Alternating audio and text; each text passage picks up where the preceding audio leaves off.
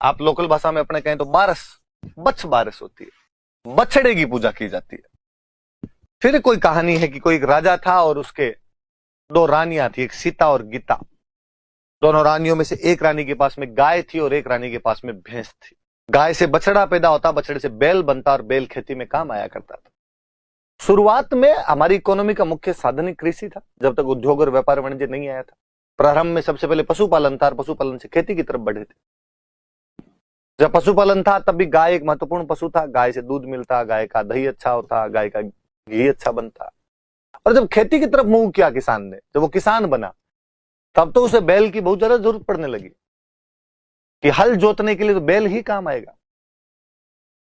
वो घर के सदस्य की भांति था, घर का बेटा था बैल, क्योंकि कमा के लाता है, हल तो वो जोतता है। केवल गाय माता नहीं थी, बैल की भी हमने वैसी पूजा करनी शुरू की। गांव में छोटे थे तब गाया करते थे, गा माता गोमतीन टोगड़ियो गणेश। टोगड़िया वो जो बछड़ा है, वो जो काफ है, वो गणेश है। तो बछड़े को हमेशा यूं अच्छा माना जाता है कि यार बैल बनेगा ये बड़ा होके।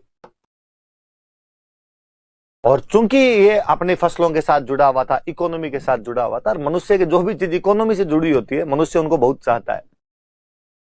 इसीलिए धीरे धीरे गाय जो है वो महत्वपूर्ण पशु के रूप में सामने आया और हमने उसको माता ही मानना शुरू किया। और गांव में कहा जाने लगा भाई गाय छोड़ो, बछड़े के भी हाथ नहीं लगाया जाना चाहिए। आज भी मैं अक्सर कई गांव में देखता हूं कि बैल मर जाता है तो बाकायदा मूर्तियां लगाते हैं उसकी। कुब्बड़ वाले बैल का चित्र तो मोहरों पे सिंधुगढ़ सभ्यता वालों ने खूब लिखा, खूब चित्र बनाए उसके। तो मतलब बछड़ा बैल हमारा महत्वपूर्ण पशु है। तो एक राजा, उसके दो रानियां सीता और गीता, एक के पास गाय एक के पास भैंस। भैंस की जो मालकिन थी, उसको एक दिन भैंस ने कहा कि देखो तुम मेरी मालकिन हो, तुम तो मेरे से लाड रखती हो, पर बाकी सारे लोग लाड गाय का रखते हैं, सारे लोग गाय को चाहते हैं। और इस गाय के बछड़ा होने वाला है, बच्चा होने वाला है, और यदि इसके बछड़ा हो गया तो गाय का फिर और ज्यादा लाड रखना शुरू कर देंगे, मुझे ये पीटेंगे। तुम मेरी मालकिन हो, तुम्हारा थोड़ा कर्तव्य बनता है कि नहीं बनता है? उसने कहा मैं क्या करूं कि अब देख ले, इसके बछड़ा हो तो ये मुझे पीटेंगे, तो मुझे बचा तू कैसे न कैसे करके। और कहते हैं कि उस भैंस की मालकिन ने ध्यान देना शुरू किया, और जैसे ही गाय के एक दिन रात को बछड़ा हुआ, उसने अपने नौकरों का बछड़े को पीछे ले जाओ और पीछे ले जाके काट के फेंक दो उसको। नौकर गए और चाकुओं से बछड़े को काट कर फेंक दिया। कहते हैं अगले दिन जब राजा खाना खाने के लिए बैठा तो आसमान से रक्त की वर्षा होने लगी, हड्डियां गिरने लगी और आकाशवाणी हुई, हे राजन, तुम्हारे राज्य में गाय के बच्चे को काटकर फेंक दिया गया,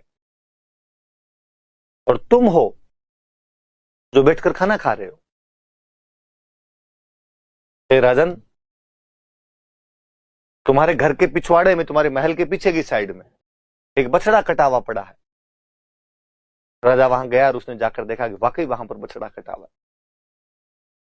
राजा ने घोषणा करवाई, राजा ने मुनादी करवाई कि आज के दिन, आज के बाद बछड़ों की पूजा की जाएगी, ये बछड़ों की बारस मानी जानी चाहिए।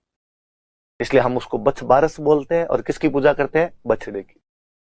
क्योंकि बछड़े को चाकुओं से काट दिया गया था, इसलिए आज के बाद इस दिन कोई भी चाकू का प्रयोग नहीं करेगा।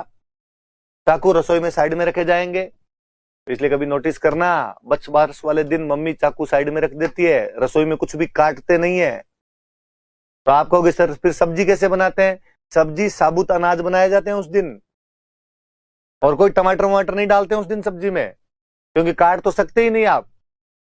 तो बछ बारस वाले दिन दो बातें याद रखनी है कि बछ बारस को एक तो बछड़े की पूजा की जाती है, एक चाकू का प्रयोग नहीं किया जाता, नाइफ यूज नहीं किया जाएगा, और जो काफ है, जो बछड़ा है, उसकी पूजा की जाएगी। ये चीजें कब की जाती है? तो बछ बारस वाले